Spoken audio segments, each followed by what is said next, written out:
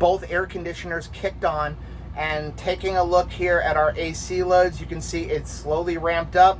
And running both ACs right now, we're only drawing 2,068 watts of electricity out of our batteries.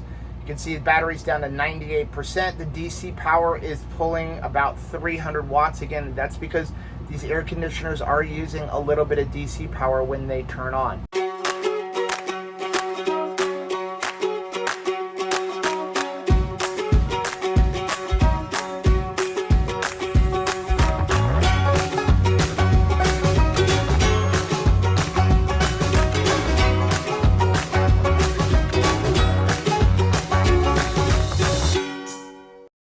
Hey, my name is Joe and I'm one half of Two Crazy Campers. And after losing a combined weight of more than 200 pounds, we discovered we had so much more energy for activities. Come along with us as we explore the great outdoors and join us on a brand new adventure.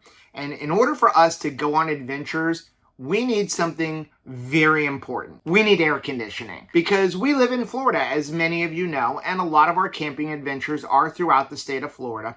And it's hot here. It's hot here most of the year.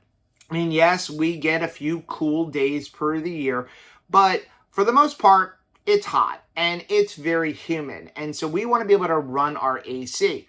And that's one of the reasons we actually installed our Big Beard battery system, because after going onto RV Unplugged, we discovered we like boondocking, but we don't want to boondock without ACs. So that's why we have the Big Beard batteries. Now, the problem with ACs is they have a huge power draw, especially when they first kick on. When that compressor first kicks on, it draws a lot of power. And sometimes if you have that compressor kick on and there's some other things running in your RV, you can pop a breaker. So there's a solution for that, and that is to install a soft start. And that's what we're going to do in today's video. So if you don't know what a soft start is, it's a little device that we're going to mount inside of the air conditioners up on the roof. And we connect them to the compressor and it modifies the way the compressor first turns on. So like I said, when that compressor first kicks on, it draws a lot of amps. What the soft start does is, instead of having all of that big amp draw at once instantaneously, it gradually increases the power draw until the compressor fully kicks on. It's a fairly easy installation and it shouldn't take very long. So let's head up on the roof and get to it. Before we head up on the roof and install those soft starts, I thought it would be a good idea to turn on one of the ACs real quick and get a reading on the link shunt to see what kind of initial power draw is happening when we don't have the soft start on it. This way we can compare it to after we install the soft start. Because again, the whole purpose of this is to slow down that startup process. So let's go ahead and turn on the AC. So right now we have the RV disconnected from shore power. The batteries are at 85% with a voltage of 13.28. The solar is on, so it is putting in current. That's why these are positive numbers here. You can see it's putting in somewhere around 4 to 5 amps. It's bouncing around a little bit because of clouds. And then the power is going in, looks like 50 to somewhere around 65, 70 watts of power going into the batteries. And that's also why you see a negative number on consumed amp hours. So we're going to go ahead and turn on the AC and see how everything reacts. So we are currently disconnected from shore power. You can see the AC is off. It's at 91 degrees. And we have the mode is off, the fan is off. We're gonna go ahead and turn this on. We're gonna put on cool, and then we're gonna put on high fan. So there we go, we got the AC on, and you can see how the wattage for power is now a negative number, meaning that's how much we're pulling out of the batteries. You would have to add into that number how much is going in on the solar, but you can see we're currently drawing about 80 amps off of the batteries. We're drawing out about 1,080 watts, and I'm sure it's going to keep going up. Look at that, 1,130 watts. We'll probably top out somewhere around 1,250 watts with the AC running. And you can see how the time remaining on our batteries is going way down. So the first thing we need to do is remove the top cover from the AC, and that's 4 screws. 1, 2, 3, 4.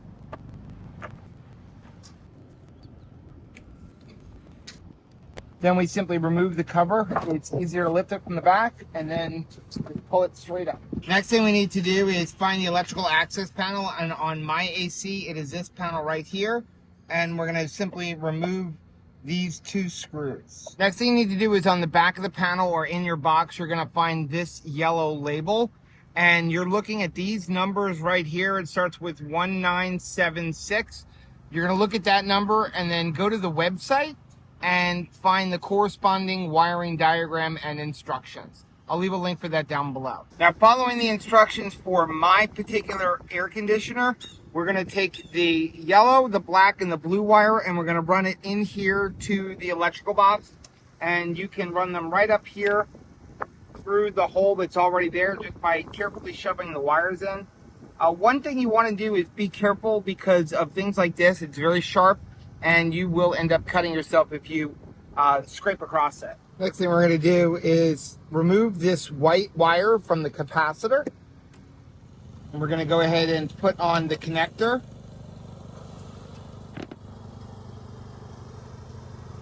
You want to put on a male end, and then you're going to connect the white to the blue wire. And then we're going to secure this with some electrical tape. Then we're going to take our black wire and we're going to cut it a little bit so that it's not so long in this box. But I am going to leave plenty of room. I'm going to put on a female connector, and then we're going to connect this to where our white wire was down here on the back of the capacitor. Then we're going to take our yellow wire and do the same thing. We're going to trim this a little bit, put on a connector, female connector, and then the yellow wire is going to go onto the same side as the red wire over here on your capacitor. Now over here on the compressor, we're going to take off the black wire. We're going to take our red wire and we're going to put a male connector on. We're going to connect the red wire to the black wire and then go ahead and cover this whole thing in black tape. Next thing we're going to do is take one of these connectors and we're going to break off this piece here. I'm going to take my brown wire, cut this. I'm going to go ahead and put this on here. And then I'm going to use a pair of pliers and I'm going to bend this a little bit.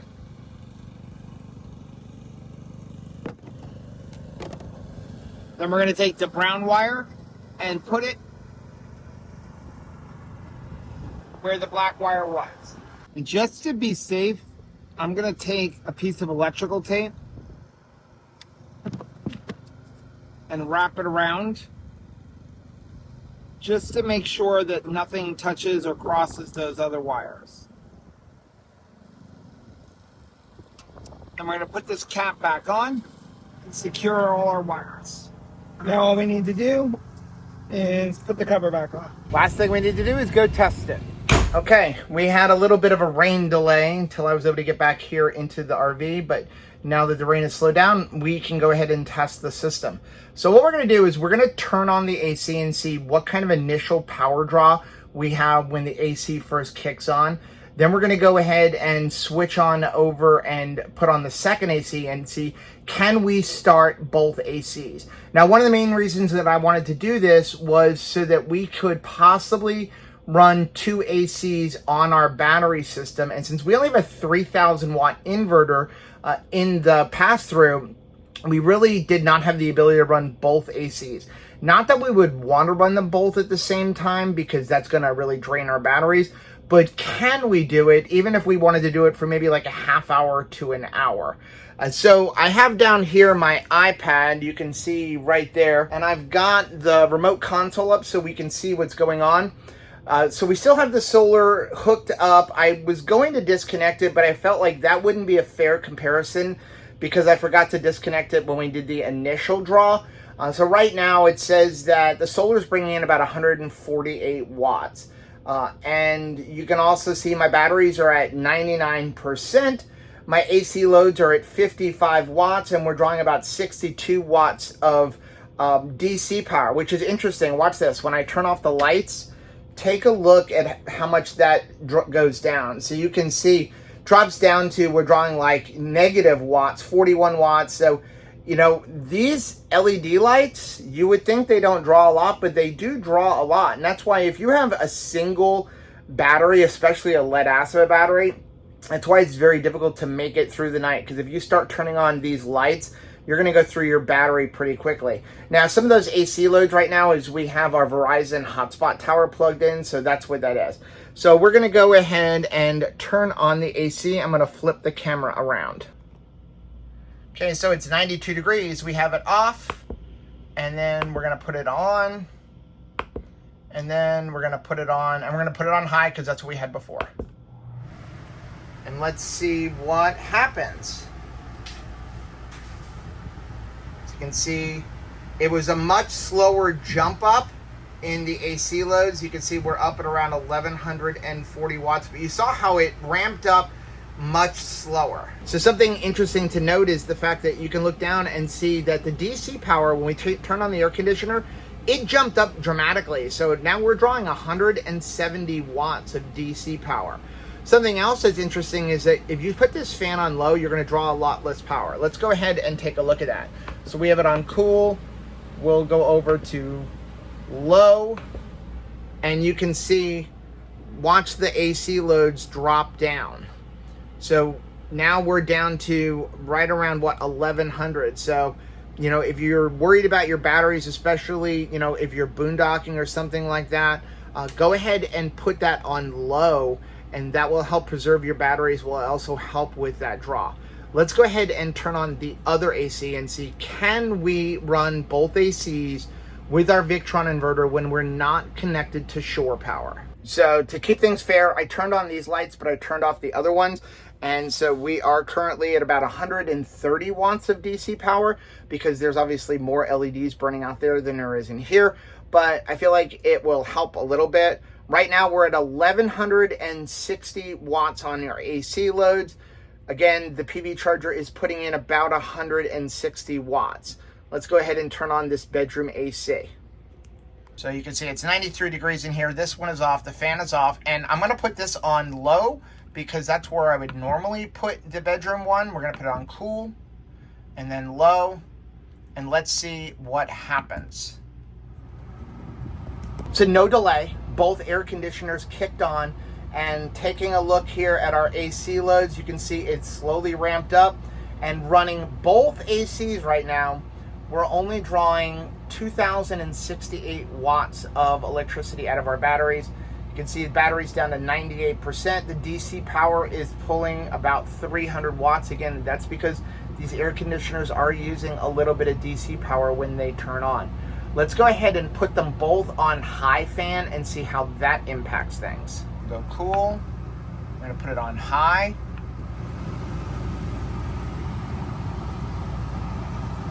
And it looks like our AC loads are up to 2,000 watts of power, drawing 327 watts on DC.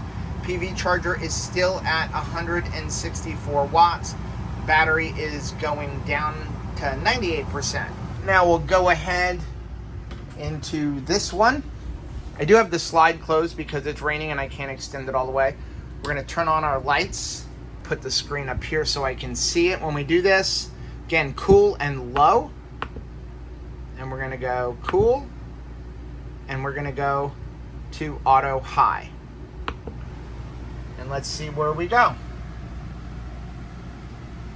So our AC loads are up to 2,340. So 2,300, right around that area. And again, you can see the DC power has gone way up. Let's go ahead and wrap up this video with these air conditioners running on our battery power. And this way we can get an idea of how things go. Make sure nothing trips or anything like that.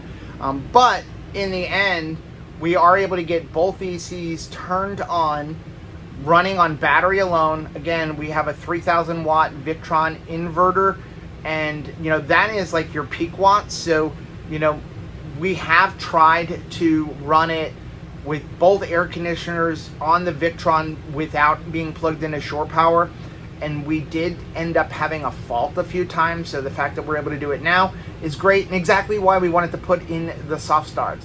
Let's talk a little bit about these soft starts and why I chose this one and some of the other advantages to it. So I apologize for the noise from the AC, but it is hot outside. You can see it was over 90 degrees in here when we came in to start running this test. But I also want to see, like, will they keep running while we're doing this? What kind of power draw are we going through?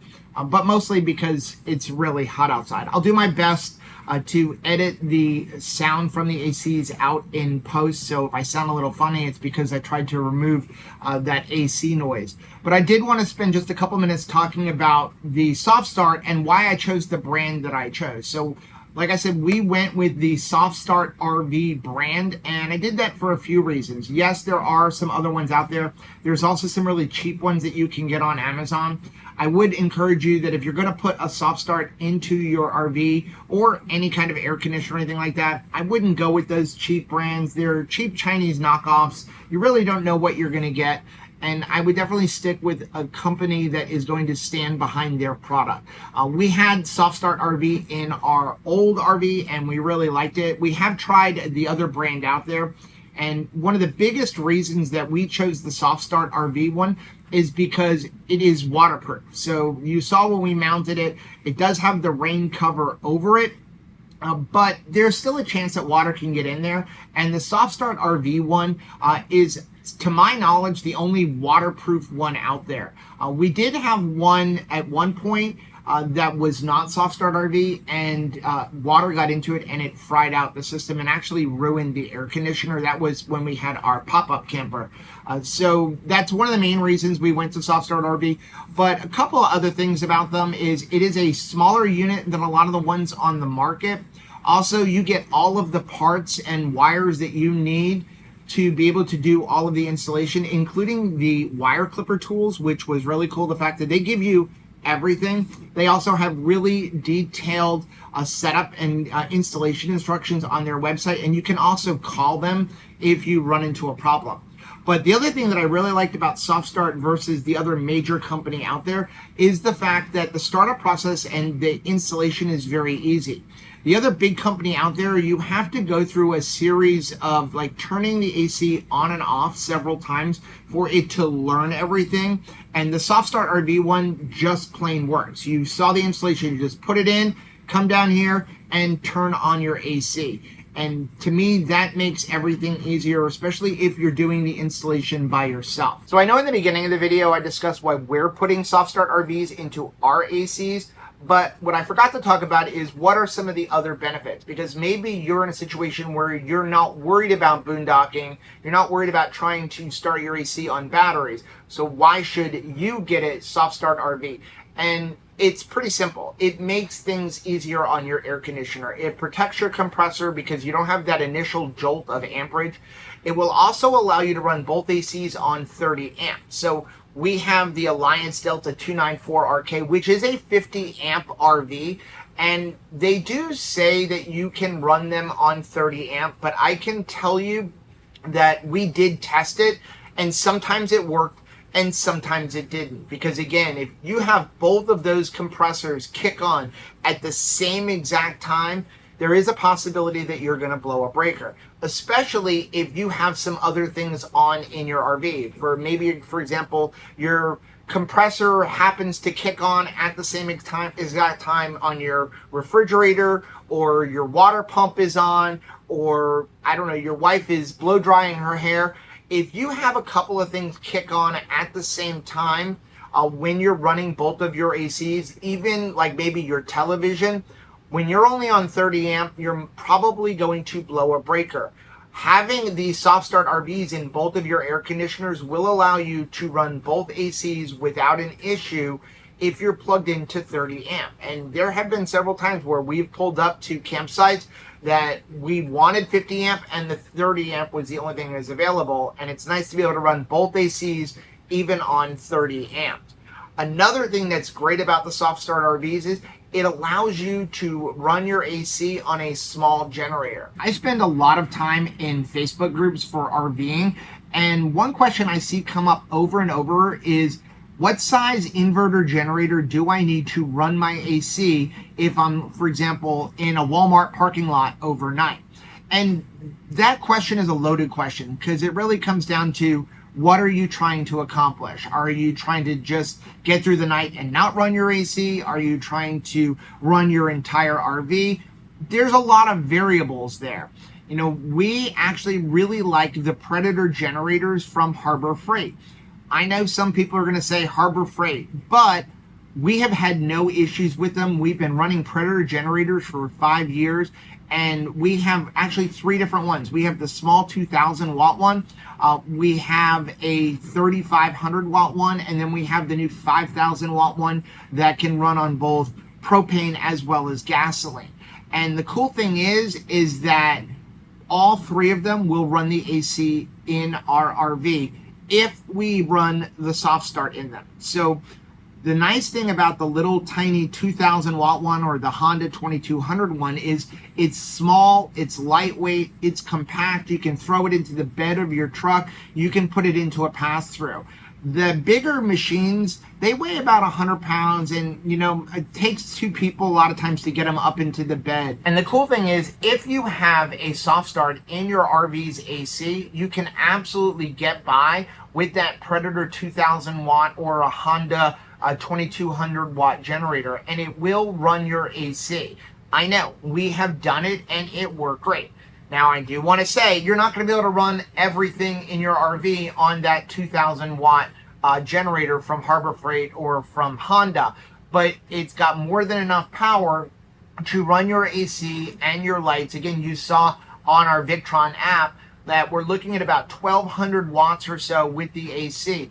The problem comes with that surge when you first kick on the AC, and that surge many times is too much for those little 2,000 watt generators. But when you put in your soft start, that helps ease that initial surge and allows the AC to start even running on that very small generator. Now you can also have your refrigerator running, some lights, maybe your television, and you'll be fine. I will say you probably would not be able to, not even probably, I can almost guarantee that you would not be able to run, for example, maybe a coffee pot when the compressor is on your AC, or your microwave when the compressor is on the AC. You would have to make a choice, but it also comes down to, you know, convenience. Having a little 40 or 50 pound generator in the bed of your truck is a lot easier than having a giant 110 pound generator that you really only want to get through a night or something. So those are some of the advantages for the soft start RV. Let's go ahead and take a look at where we are on the consumption. I've had to cut the video a couple times because I screwed up. So it's probably been about 15 or 20 minutes. So looking over here at the screen, we're right around 2,400 watts of AC load, 483 watts of DC power. Our batteries are down to 92%, but again, we're running both ACs. In my experience, if I run one AC on the batteries alone and I keep the RV temperature at about 77 degrees, we can go roughly 2 days on having the air conditioner on battery. Obviously, the compressor cycles on and off, but again, the RV was at 90 degrees, so these compressors will run for a while if I let them. But again, we're still running, nothing is kicked off, so it has worked great. Now, I will leave a link for the soft start down below in the description box. We really appreciate it if you use that link. That is an affiliate link. I greatly appreciate it when you do that. It does help support the channel. Let us know down in the comment section if you have a soft start, if it's something that you're interested in. If you have any questions, feel free to leave them down in the comments section. I will do my best to answer them. If I don't know the answer, I will do my best to point you in the direction of somebody who can answer them for you. Now, if you like seeing videos like this, if you got anything out of this video, please do us a favor, hit that like button down below. It really does help build the channel. More importantly, though, it lets us know what kind of videos you guys are looking to see. Also, while you're down there, please make sure you hit that subscribe button and the little bell button.